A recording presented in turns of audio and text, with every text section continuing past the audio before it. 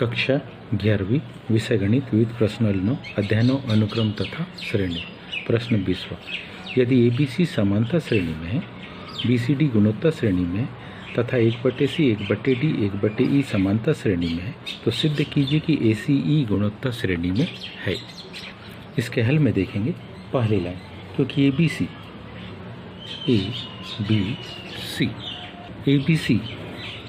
समांतर श्रेणी में, ABC अगर समांतर श्रेणी में है कि इसका मतलब है पहले और आखिरी पद का आधा इस B के बराबर होगा। इसको हम लिख रहे हैं समीकरण नंबर 1। दूसरी जानकारी क्या है, क्योंकि BC और D कौन सी श्रेणी, गुणोत्तर श्रेणी में है।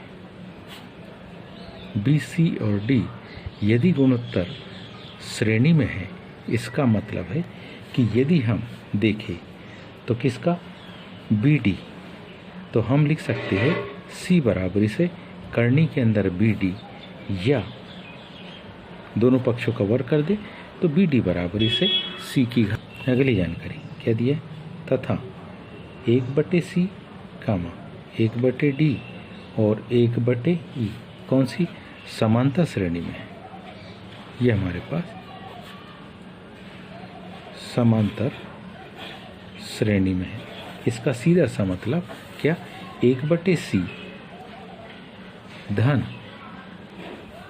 1/E का मान 2/D के बराबर होगा। इसको हम समीकरण 3 कहेंगे।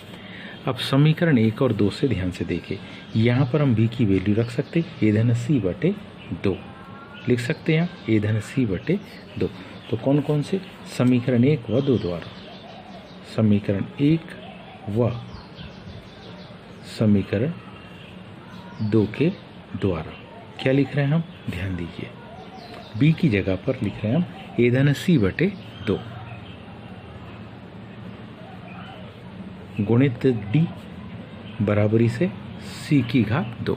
भागित नाम गुणित के सिद्धांत से कुछ इस प्रकार से लिख सकते हैं, A-C/2/D बराबरी से C की घात 2। इसको कह दिए कि ये समीकरण कौन सा हो गया, 4। अब 2/D का मान 1/C धन 1/D, तो क्या लिखेंगे, समीकरण 4 में कौन से समीकरण, 3 से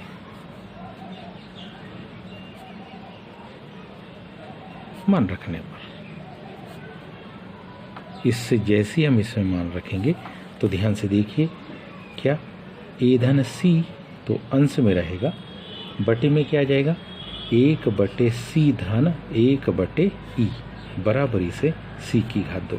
इसका लघुत्तम लेंगे तो कंडीशन होगी A-C बटे C और E का लघुत्तम CE, क्या, E-C बराबरी से C की घात 2।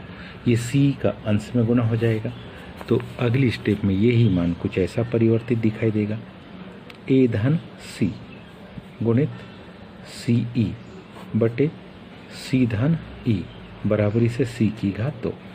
एक C से C क्या हो जाएगा, कट जाएगा, एक C से C कट जाएगा, तो अगली स्टेप में जो मान मिलेगा A-C ब्रैकेट के बाहर E बटे C-E बराबरी से C।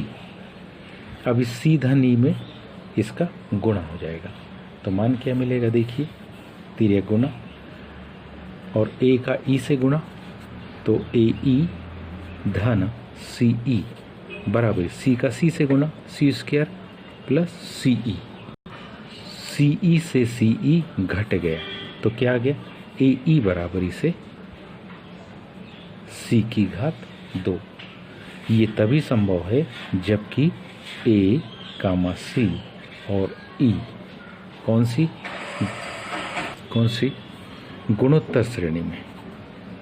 ये तभी संभव है जबकि ये कौन सी श्रेणी में, गुणोत्तर श्रेणी में। उम्मीद है आप सभी को समझ में आया होगा। आज के लिए इतनी शेष कल, धन्यवाद।